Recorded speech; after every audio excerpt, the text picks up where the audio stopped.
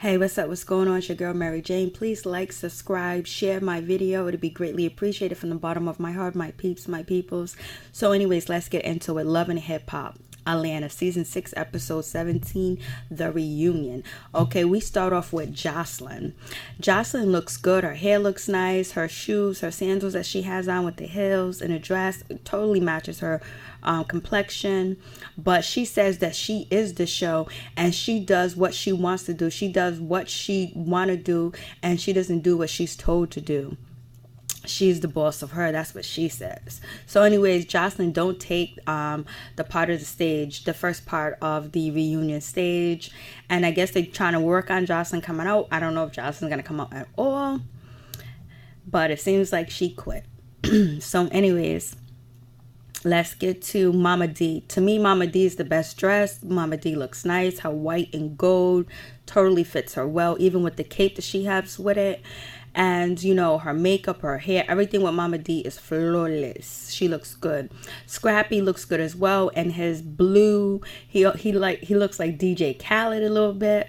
I just wasn't feeling Scrappy sneakers. Stevie J, his top looked good. His jacket and the shirt under looked good. The jeans, he probably could have put a different pair of pants on or whatever. Jessica Dime, her makeup was flawless. Her hair looked good. Her dress looked good, but she did look like a stripper. But it did look good. And she has the body to pull that outfit off. Mimi looked like she was going to a ball. She was going to, you know, a cocktail party, black tie party. Mimi looks nice. Her makeup was flawless. Her hair looked good in the bun. Her dress was alright. And Arian, her hair looked good. Her lipstick looked good. Her makeup looked good. It's just the dress didn't fit her because she had no breasts. It just didn't look too good. And Melissa, she looked like, you know, a stud, a gentleman in her outfit. She was going for the masculine look, and she definitely pulled off the masculine look. And, you know, lovely Mimi, she looked like pigs in a basket. Pigs. She looked like an ice skater. She looks like she was about to get on the skate. She was about to start ice skating. You know, Jessica Dime said that, you know, lovely Mimi looked like, you know, a majorette. She looked like she was in a marching band, and her and Carly started doing the marching band step. Lovely Mimi, even though she was upset, she did laugh at the comment. So at least we see lovely Mimi has a sense of humor. And then she went back off again. And so then, you know, Miss Charlene, she looked nice. She looked elegant.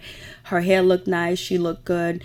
You know, Kurt and Rashida kind of like wore the same colors. They look good. I love Rashida's watch. Rashida's hair and makeup was flawless. Kurt's pants were really nice. I liked his pants. Jock, he looked good, but his hair was just too much with the colors, like the brownish, light brown color, and it was too much. And, you know, Tommy, she looked good. Her makeup was good. Her makeup was flawless. Like, her makeup was dead on. But the hairstyle really didn't go too well. Maybe if she had a different outfit, like the jacket that Tommy wore was a no-go. Her jeans were cool, and her shoes, Tommy's shoes were on point. Tommy's shoes were, like, they were lit. And who else? Treasure P looked terrible. She looked like a mess. She looked like one of the Barbie dolls you get from the 99-cent store. And what is her name? Horaya. She looked horrific. She looked horrible with that wig on. She looked like, you know, they just picked her off the street corner and, you know, brung her in there to be on set. Sierra, she looked all right. Her makeup was good. Her hair was good. But I would say lovely Mimi, her nails was on fleek. Her nails did match her outfit. So, Sierra, she looked straight. She was all right. Her husband, Shooter, you know, he had his shirt wide open like he was advertising for women to come and get some of that ding-a-ling-ling. He was advertising his body and all that other stuff. And he was trying to look like a pimp, a player. He looked like he ain't no married man. He don't act like a married man. He don't talk like a married man. So him and Kurt are in the same boat. But at least Kurt's a little bit more professional, more gentleman-like than, you know, Shooter. And so who else do we have? I think I did everybody. And, you know, what's her name? Carly Red, she looked good. Her hair looked good. Her makeup looked good. The only thing about Carly Red is her outfit was nice. It's just that it brought out her hips and her ass and just looked like it was plastic, like it wasn't real. It was just too big for like her face size. It was too, her body, her lower body was just too big for like her bone structure of her face and her neck. It just didn't look like it matched. And I think that's it. So anyways, they start talking to, Tommy. First thing, the person that's doing the interview, she asks Tommy, like, what's the real situation with you and Jocelyn? What's the court situation, whatever. Tommy's just like, yo, I'm out on bail for a year. Fresh out of jail, out on bail. Like Tupac. So anyways, Tommy's fresh out of jail. I'm fresh out of jail, out on bail, and she has a year to find out what she's gonna do. And so, Nina asked Tommy, does she have any regrets? Tommy said no, she doesn't have any regrets, and that is what it is. And so, Tommy says she has no regrets, and she don't know why she called the police and all this other stuff. She let the police in her hotel room. Stevie J was like, he doesn't like the police and he doesn't deal with police. That's just how it is. And Stevie J was like, but I was on deck for, Tommy, make sure she had the lawyer to bail out. So that was good looking for Stevie. And so, Tommy was like, well, Stevie was in my hotel room. He said he wanted to work on music, but he actually brought a bottle of Jack. So, if you bring alcohol around Tommy, she's going to get drunk and God knows what the fuck's going to happen. So anyways, they said nothing happened. They didn't do anything. And then, Stevie J says that nothing happened. She's family, but we know they ain't blood. So, and Scrappy don't even give a shit about, Tommy like that. So we get back to Tommy. Tommy said that she seen the beefcake in the back of the Bentley with the red seats on. Stevie J was like, you whipped it out. He was like, I put it away and I just wrapped it around my leg. And so, Tommy's describing Stevie J's penis, talking about it looks good, it's long, it's pretty, it's one color. She sounds like she had some of that. When she went like that, it sounds like she might have put her mouth on it. She was using sign languages. So, hey, and Mimi was like, yep, he'll whip that snake out anywhere. He'll sneak it out on you. So Mimi knows Stevie J. So anyways, Nina asks, Dime, why do you think Jocelyn doesn't really like Tommy? Dime is like, well, I think something really happened with them in the hotel room or when they were hanging out and it went down. It's just, Jocelyn's not the type of girl to be jealous of somebody because she loves women too much. But we know Jocelyn is a very jealous person because when Jocelyn was talking about, Tammy, that she wanted to be her little pretty face and Jocelyn be hating on some of the women, and, we got Jocelyn's friend talking about that, Jocelyn didn't want her on the show with her. So we'll see. And then, Jocelyn was denying Dime at first because she felt like Dime was trying to steal her shine and Dime should have came to her or whatever, but they made up. So I don't 100% believe what Dime is saying, that Jocelyn's not jealous or whatever.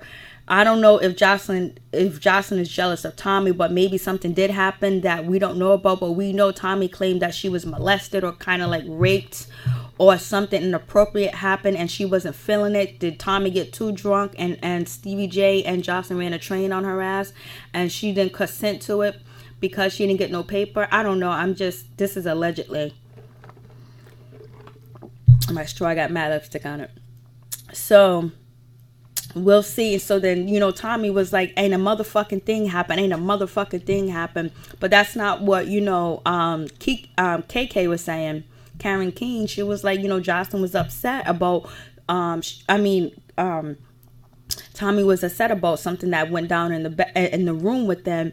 And so, but KK said she don't really know what happened because, Tommy was real drunk or whatever. So, and so then, Tommy says nothing happened. And so Stevie J co-signed and says, yep, nothing happened. Shit, nobody believes that bullshit but a motherfucker.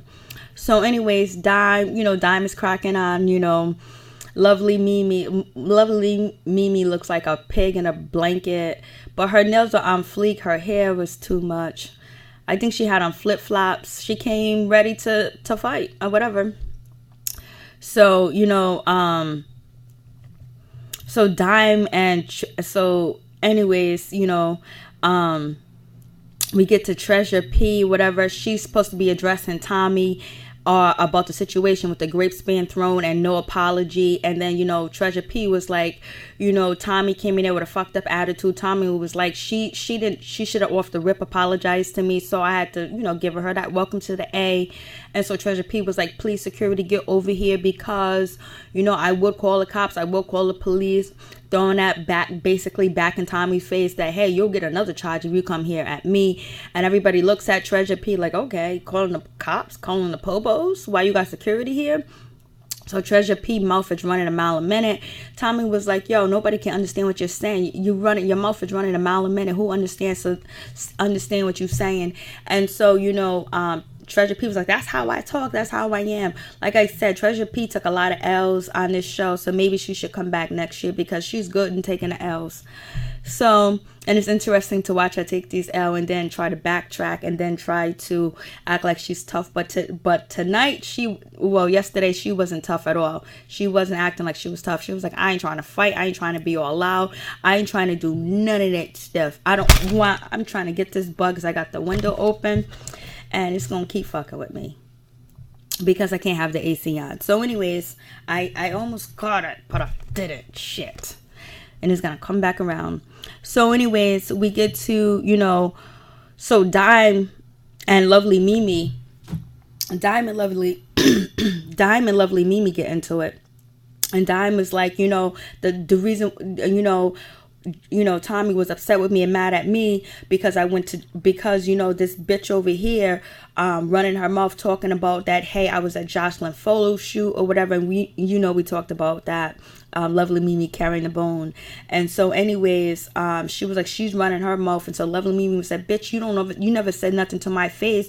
You never said shit to my face before. And so then that's when Dime goes, what do you want me to say to your face? That I don't like you, you're a loudmouth bitch, that every time you get on my nerves or whatever. So then Lovely Mimi was like, fuck you, if you got something to say, you should have been said. I'm right here in front of your face, say it to my face or whatever. So then Mimi gets all erratic or whatever, so they carry her little self out. It would have been nice to see them let him go, because it seems like Mimi possibly could fight. She possibly could fight. I mean, she was ready, but we know security was going to stop her anyway, just like Dime said, girl, you ain't going to get across that table. So, but Lovely Mimi is not scared, and she's talking mad shit, but she's real extra. I mean, she's over extra dramatic, just like she was over extra dramatic in the last scene where her, Treasure P, and Horaya, So anyways, so Lovely Mimi gets called backstage and she's like, fuck this, fuck that, whatever. Like I'm saying, like she said, say this shit to my face. Well, Dime did. It's just that security's there blocking you because Jocelyn tore up the real last reunion where she went after everybody. She went bananas. So security's on deck, and they got some new security that react too motherfucking fast, too quick. So anyways, I mean, we can't even see what's going on. Let Lovely Mimi go. Let's see what Lovely Mimi's all about. Let her prove herself. Let her prove her worth. Treasure P took them out. She got 2 ass whooping, one by Dime and one by Tommy. Let Lovely Mimi prove her worth. Maybe Lovely Mimi got hands that we know nothing about, but she's way too much. She's way too much. I mean, she's way too much. Especially with that outfit. She only wore that outfit to stand out so people can talk about how trashy it looked and how fucked up it looked. But, she should have been acting more up like this, going after the big bitches. You know what I mean? That's what Treasure P did. So anyways, we get to Corley Raid and we get to Tommy. Here we go with this non-bullshit. So basically, Tommy and, Jock agreed that they used each other to make, kind of make, Carly jealous, whatever. Then Tommy goes, I don't want Jock. Jock is a good friend. Tommy was like, I would never, go after the man that you fuck with because I don't like the dick that you choose to sit on. So that's why I didn't have sex with Jock or whatever. And Tommy has that big old sore on her lip. I don't know what the fuck that was. So anyways, and so then, Carly's like, bitch, every time you fuck him, you taste my pussy, which she's talking about Caesar. So basically, Carly said that she pulled up to Caesar's house because Caesar don't have no car. So she always picks up Caesar and take him to her house, Caesar from Black Ink. And she said when she went over there, his friends was telling him that, Tommy's about to go fuck Caesar. So I guess Tommy got her revenge. She said she doesn't use her pussy to get revenge, but she just did. So she contradicted herself. So she fucked Caesar. So I don't know. I guess C's is getting around. Hopefully C's is wearing protection and using condoms and shit like that, because, you know, he's been fucking around. The girls that he's been with been fucking around. So hopefully they're using protection. And so anyways, and so, you know, Tommy was like, yeah, I got that dick. You know, I'll fuck him anytime. Tommy was like, you know what? Let's get Caesar on the phone. Get my phone so I can call Caesar. And so Carly Red was like, yeah, she fucked him or whatever. And then Carly Red was like, you can have my seconds. Every time you fuck him, you tasting my pussy. When you kiss him, you tasting my pussy. That old saying or whatever. And so Tommy was like, I don't give a fuck. My life duty, my job duty is to fuck with you and fuck up everything that you have going on and mess with your head and play games with you. Well, it's so sad and so embarrassing. If Tommy was my mom, I would be embarrassed. I wouldn't go to public school. I wouldn't go to private school. I would be homeschooled. I wouldn't go out in public. I wouldn't have any social media. Like because her kids are old enough to look at their mother and see how she's acting. I would be so embarrassed if that was my motherfucking mother. Tommy's supposed to be turning over a new leaf and being better, but she's strictly talking about she fucked C's to get back at, you know, Carly.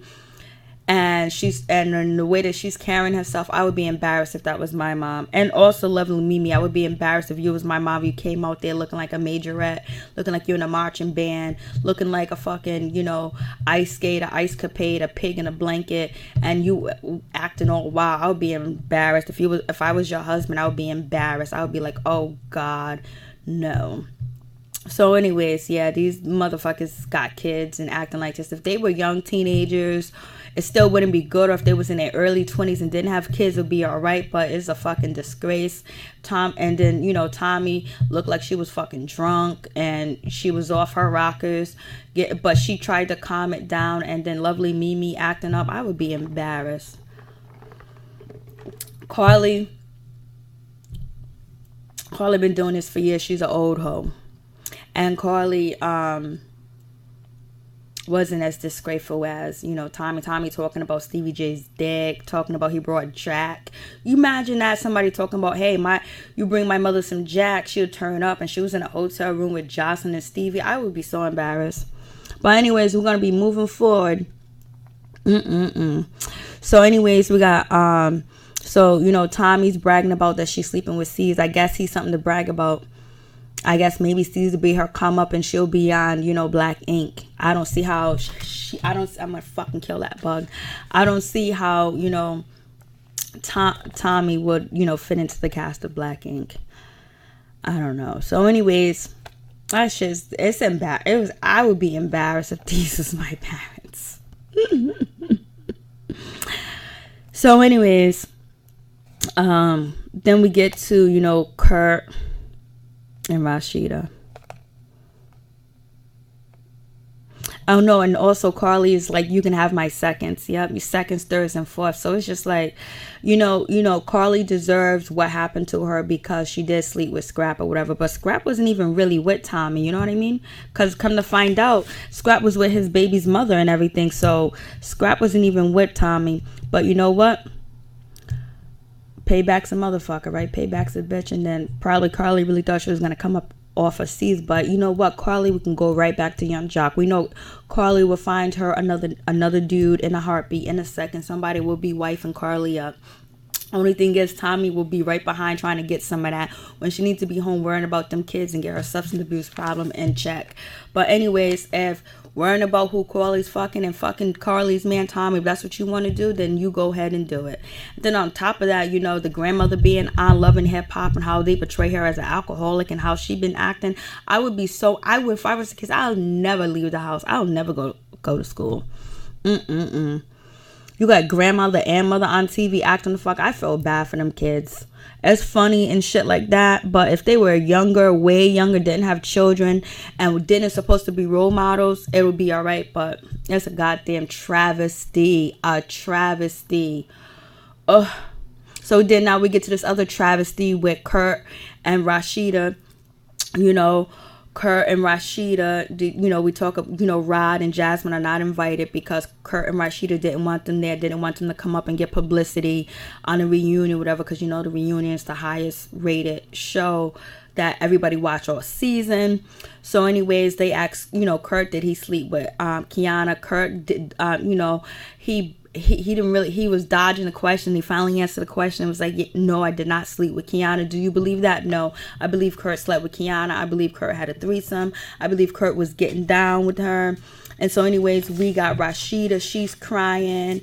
And then Kurt has the nerve to say, I don't sleep around with other people. Really, it was a mistake. So Kurt trying to say he only had sex with Jasmine one time and he used protection. So if he had sex with her one time and he used protection, then why not get the DNA test? And you can prove that she is not, that you are not the father. So do we believe that he slept with her one time? No, he kept sleeping with her because he was giving her hush money. And just like, you know, Sierra's husband said that if I'm paying for it, I might as well take advantage and get the pussy. And Kurt was like, I don't agree with that when Nina asked Kurt that.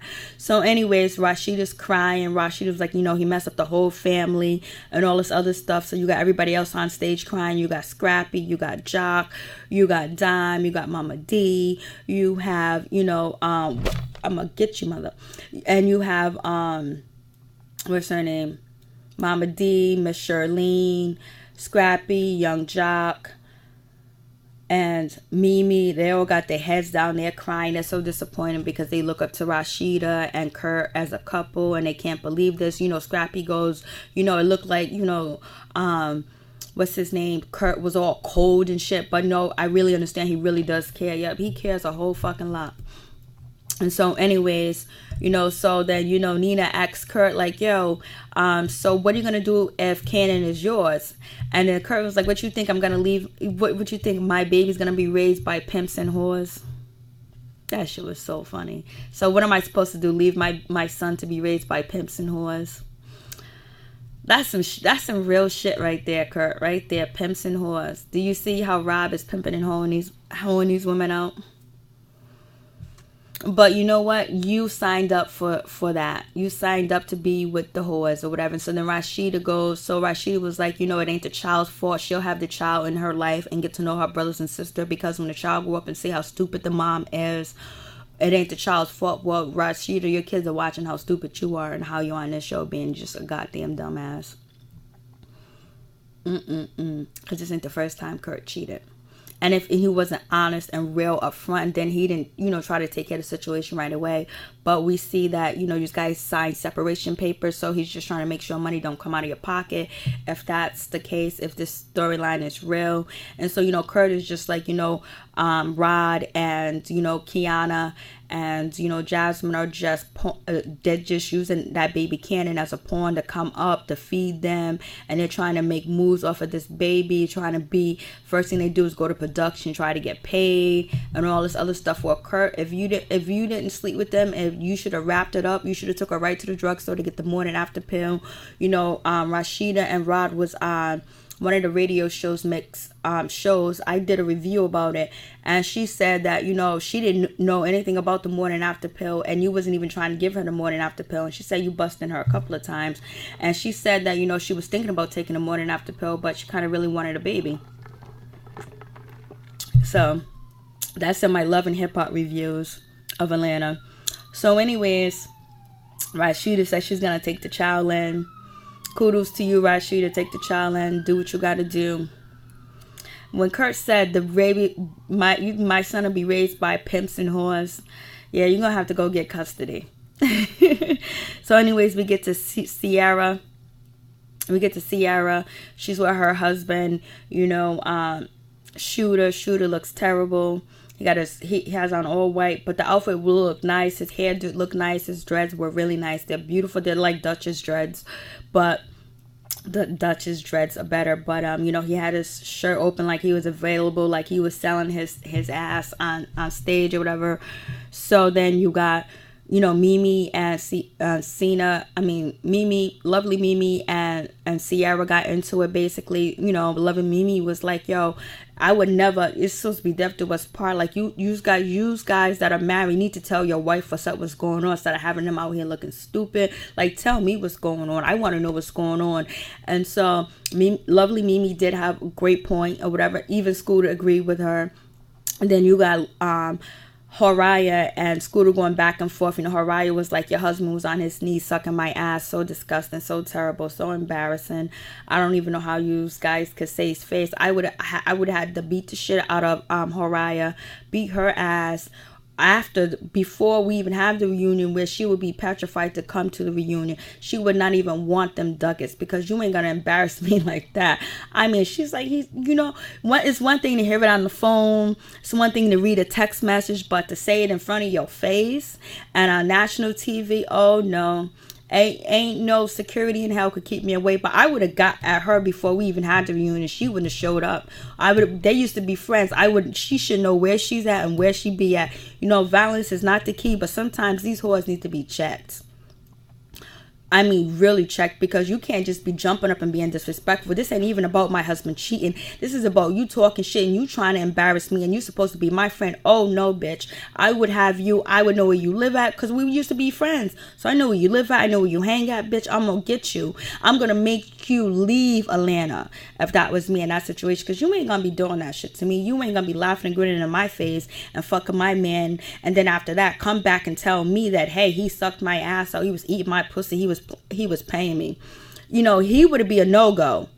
You know, and then you trifling motherfucker. Every day you at my job, just like Lovely Mimi said, that was some dirty, grimy, disgusting shit. Every day you laughing and I'm paying you, you getting paid for my husband, and you sleeping with my husband. So anyways, and then Horaya with that terrible wig on, talking all that shit. There would be Instagram pictures, there would be live pictures of me whooping your ass. I'm telling you. And the court would be like, I'm justified, because you know why? I had a nervous breakdown and I seen her and I lost it. So anyways, yeah, like, no, you're not gonna be sitting up there saying that shit to me. You wouldn't even been on a reunion. I would have did like Kurt. Well, they couldn't, you know, Sierra doesn't have pull like that to make sure that, you know, Horaya wasn't there. But, you know, Kurt and Rashida have pulled to make sure that Jasmine and Rod wasn't there. But, and then the way that, you know, Shooter was acting like it was no big deal. His apology didn't seem sincere, but maybe he was sincere with them later on. She's going to try to work on forgiving him or whatever and try to keep their family together. So, you know, kudos to you motherfuckers that can build trust again, because, oh no, especially the disrespectful whore. You know how disrespectful it is? You're gonna be sleeping around with a woman that I'm with every day and we working together? Nah, that means you have no respect for me. And I would have no respect for myself to be next to you, because that means you do any grimy, dirty shit to me, because you don't give a fuck, because you know that you can get away with the bullshit. Oh no. So anyways, Sierra tells her husband to button up her shirt. She should have told him to zip up his pants and put a chastity belt on that dick or whatever. So anyways, next episode we'll see the next reunion part 2. We'll see what goes down, what happens. And then Lovely, and then, you know, what's her name? Horaya tried to act like it's not a big deal, a fake apology. Oh no, you wouldn't have been showing up. Oh no. And Scooter, you would have to go. You would have to go. And Rashida and Kurt, peace. I'm out. These women could really embarrass themselves. I feel bad for their kids, the ones that are on here acting a damn fool in a mess. But Mama D, you take the award for looking the best. And Miss Charlene, you're second place. And third place we would say is Mimi. And fourth place we would say it's Jessica Dime. Fifth place, we'll say Tommy. No. Yeah. I'm out.